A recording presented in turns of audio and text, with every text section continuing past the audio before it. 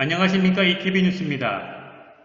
오늘 밤 12시부터 수도권 거리두기 2.5단계 실시됩니다. 코로나19 신규 확진 323명, 누적 19,400명으로 집계됐습니다.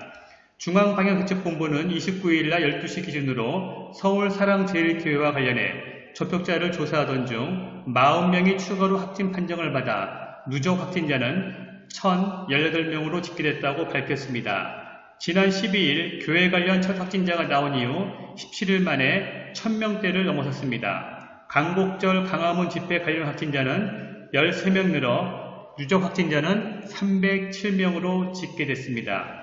현재까지 역학조사 결과 교인 및 방문자 명단에 포함되거나 방문 사실이 확인된 사람이 586명으로 절반을 차지했습니다. 추가 전파자가 341명이며 주사 중인 사례는 91명으로 파악됐습니다.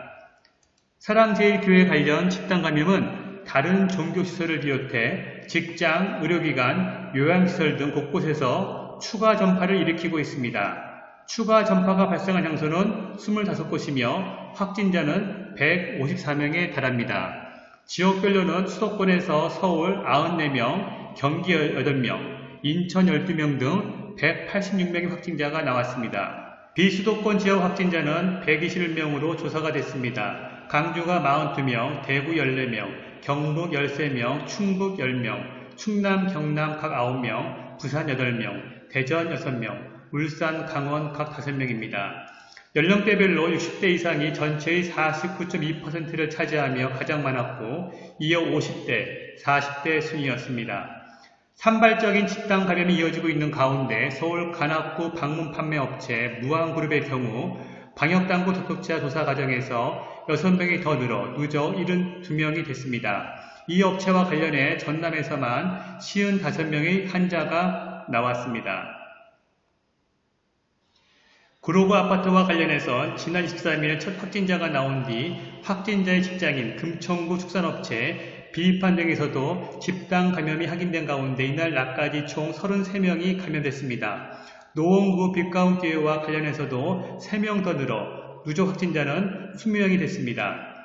경기 남양주시 창설학 요양원과 관련해서는 지난 27일 확진자가 처음 나온 이후 17명이 추가로 양성 판정을 받아 누적 확진자는 18명입니다. 요양원 종사자가 5명, 이용자가 13명으로 집계가 됐습니다.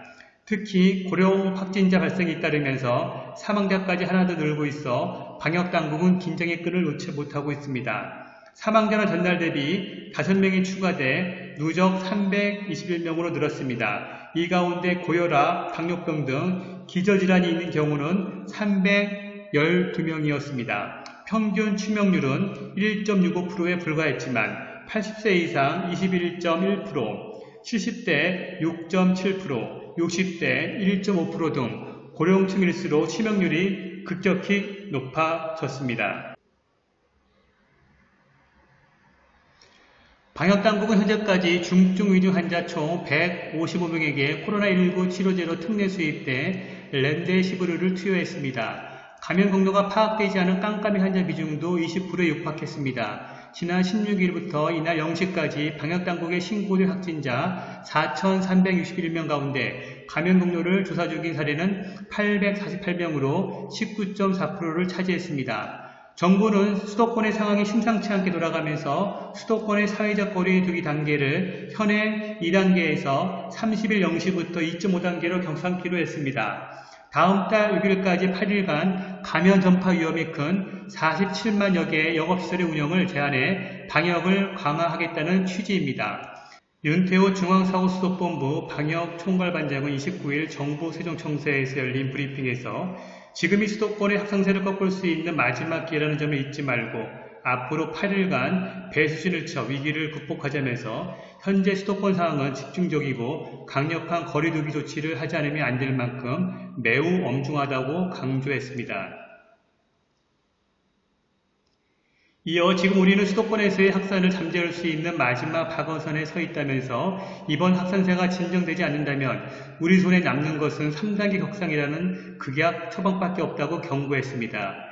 이에 따라 수도권 음식점과 제과점의 경우 낮과 밤 시간대는 정상 영업을 할 수 있지만 오후 9시부터 다음날 5시까지는 포장과 배달만 가능합니다.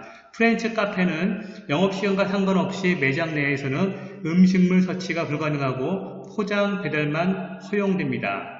10인 이상이 모이는 학원에서는 비대면 수업만 들을 수 있고 헬스장과 당구장, 골프연습장 등 실내 체육시설은 운영이 중단됩니다. 요양병원 매료는 금지되며 사무실 밀집도를 낮추기 위해 재택근무도 활성화됩니다. 독서실과 스터디 카페 등도 사실상 운영이 금지됩니다. 박능후 보건복지부 장관은 지난 28일 브리핑에서 수도권 소재의 38만여 개의 음식점과 제과점, 6만 3천여 개의 학원, 2만 8천여 개의 체육시설 등 47만여 개 이상의 영업시설에 제한을 받게 된다며 국민 여러분의 일상과 생활에 큰 불편을 드리게 된 점에 대해 방역 당국자로서 매우 송구스럽게 생각한다고 말했습니다. 그는 그러나 현재의 수도권 상황은 그만큼 엄중하다며 수도권 주민들께서는 앞으로 8일간 꼭 필요한 경우 아니면 집에만 머물러 달라고 강조했습니다.